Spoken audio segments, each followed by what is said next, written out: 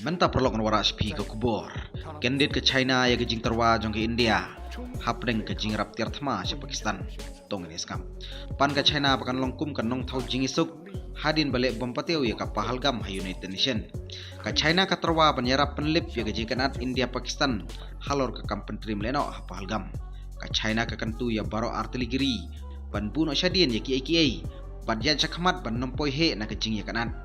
Kajing kuntma kan nampenyo jing mentoy ya ke India lane ya ke Pakistan ong foreign minister ke China nangta kan nom yarap wara jing suk ya gari bat ya ke syong suk syong san shushu ban wang yi u foreign minister ke China kini kikintin ki wan hapdeng ke phun call jong u bar foreign minister ke Pakistan u mohat isyakdar kani kawan sisngi hedin bayarap ke China ya ke Pakistan lane ke pakiong ke teroristan ha United Nations Security Council ban yarap penda halor ke Pahalgam attack.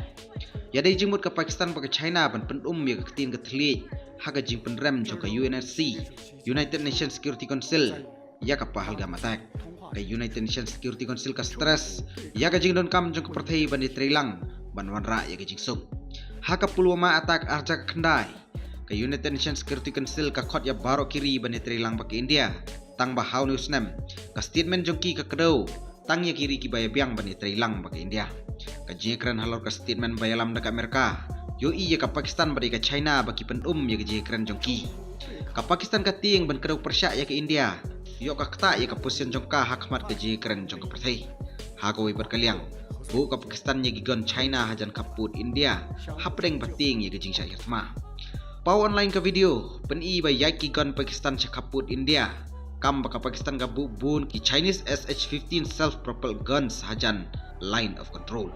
Khubli Shibun, Story telah London Network Daily Post.